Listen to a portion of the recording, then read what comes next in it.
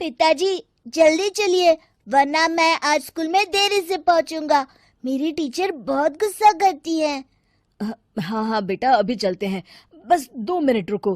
तभी रमेश की पत्नी कमरे से बाहर आती है और रमेश से कहती हैं, सुनिए जी, आज शाम को आप ऑफिस से जरा जल्दी घर आ जाइएगा। याद है ना, आज आपको मुझे शॉपिंग कराने के लिए लेकर जाना है। अरे भाग्यवान, इस महीने हाथ जरा तंग है। मेरी मानो तो शॉपिंग का विचार कुछ दिनों के लिए अपने दिमाग से निकाल ही दो।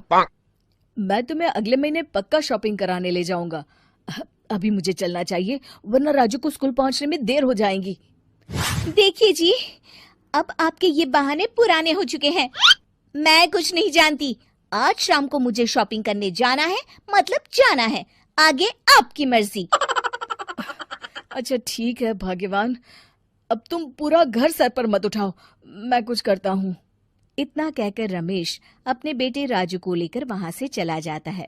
घर से निकलने के लिए रमेश जैसे ही अपनी मोटरसाइकिल शुरू करता है, तभी उसकी माँ उसे आवाज देकर कहती है, अरे रमेश, आज शाम को मुझे कुछ पैसे दे देना।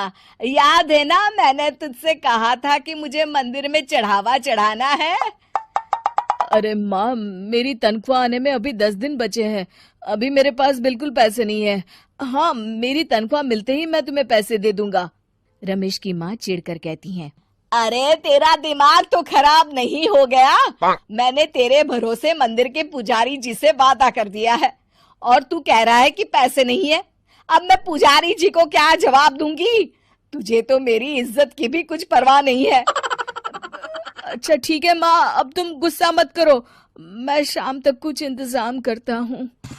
इतना कहकर रमेश वहां से चला जाता है। फिर दोपहर को जब रमेश अपने दफ्तर में बैठा होता है, तब उसे अपनी पत्नी और माँ की बातें याद आती हैं। रमेश अपने दफ्तर के एक साथी मोहन से कुछ रुपए उधार मांगता है। अरे भाई मोहन, मेरा एक छोटा सा काम कर दो, मुझे कुछ रुपयों की सख्त जरूरत है। मुझे कुछ दिनों के लिए क्या तुम रुपए उधार दे सकते हो? अरे रमेश भाई, मैं तुम्हें पैसे उधार तो दे सकता हूँ, लेकिन मुझे वक्त पर पैसे लौटा देना। वैसे भी मेरा मानना है कि दोस्ती यारी में कभी पैसों का व्यवहार नहीं करना चाहिए। ये कहावत तो तुमने सुनी ही होगी कि उधार प्रेम की कैंची है। मैं नहीं चाहता कि पैसों को लेकर हमारा रिश्ता खराब हो। अरे मोहन, तुम बिल्कुल चिंता मत करो, मैं तुम्हारे पैसे वक्त पर लौटा दूंगा। फिर मोहन रमेश को पैसे दे देता है। शाम को घर आकर रमेश कुछ पैसे अपनी माँ को देता है और साथ ही अपनी पत्नी को भी शॉपिंग कराने बाजार लेकर जाता है।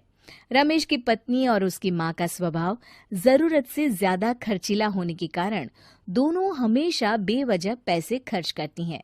फिर एक दिन, सुनिए जी, अगले हफ्ते हमने छुट्टियों में कहीं बाहर जाने का प्लान बनाया था। आपने पैसों का इंतजाम कर लिया ना? अरे अभी कहाँ, अभी तो मेरे पास बिल्कुल पैसे नहीं है। हम कभी और चले जाएंगे। देखिए जी, मैंने सभी सहेलियों से कह दिया है कि मैं बाहर घूमने जा रही हूँ। अगर मैं नहीं गई तो सब मुझ पर हंसेंगी। आप कहीं से भी पैसों का इंतजाम कीजिए जी। इतना कहकर रमेश की पत्नी वहां से चली जाती है। वहीं दूसरी तरफ रमेश की माँ भी तीर्थ यात्रा जाने की जिद करती है और रमेश से पैसे मांगती है। फिर अगले दिन रमेश एक सेठ से पैसे उधार लेकर अपनी पत्नी और बेटे को घुमाने ले जाता है और अपनी माँ को भी तीर्थ यात्रा पर भेज देता है। लेकिन जैसे ही रमेश अपनी छुट्टियां बिताकर वापस आता है, कर्जदार उसका जीना मुश्किल कर देते हैं। इतना ज्यादा कर्ज एक साथ अपने ऊपर देख रमेश काफी परेशान रहने लगता है। फिर एक दिन राजू की स्कूल की फीस वक्त पर न भर पाने के कारण रमेश को स्कूल में बुलाया जाता है। स्कूल के प्रिंसिपल साहब रमेश को सख्त हिदायत देते हैं कि अगर वक्त पर स्कूल की फीस नहीं भरी गई तो उनके बेटे का नाम स्कूल से काट दिया जाएगा। अपने बेटे की स्कूल की फीस भरने के लिए रमेश अपने दोस्त गिरधारी से कुछ पैसे उधार ले लेता है और स्कूल की फीस भर देता है। रमेश की माँ और उसकी पत्नी खर्चे और घर की जिम्मेदारी संभालते संभालते धीरे धीरे रमेश पूरी तरह कर्ज में डूब जाता है और तभी एक दिन दफ्तर में काम करते समय रमेश की तबीयत अचानक बिगड़ जाती है और वो बेहोश होकर गिर पड़ता है। उसे जल्दी से पास के एक अस्पताल में भर्ती कराया जाता है। रमेश के घर वालों को ये बात पता चल जाती है तो वे सभी अस्पताल पहुंचते हैं। अस्पताल के डॉक्टर साहब उन्हें बताते हैं, देखिए, देर रात तक जागने और जरूरत से ज्यादा काम करने की वजह से इन्हें चक्कर आ गया था। बेहतर यही होगा कि इन्हें कुछ दिनों के लिए पूरी तरह आराम करने दिया जाए। रमेश की हालत देखकर उसके बेटे राजू को बहुत गुस्सा आता है और वो अपनी दादी और माँ से कहता है, माँ, दादी, मैं इतना छोटा हूँ, फिर भी मैं इतना समझता हूँ कि पिताजी दिन रात दफ्तर में काम करके पैसे कमाते हैं। पिताजी अकेला पूरा घर संभालते हैं और आप दोनों अपने फिजूल के खर्चों के लिए उन पर दबाव डालते रहते हैं। आज पिताजी की हालत के जिम्मेदार तो आप दोनों हैं।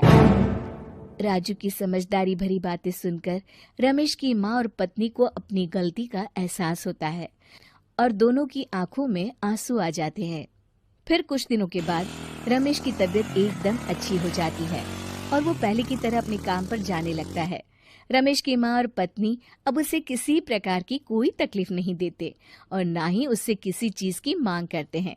फिर देखते ही देखते रमेश अपने कर्ज के सारे पैसे चुका देता है।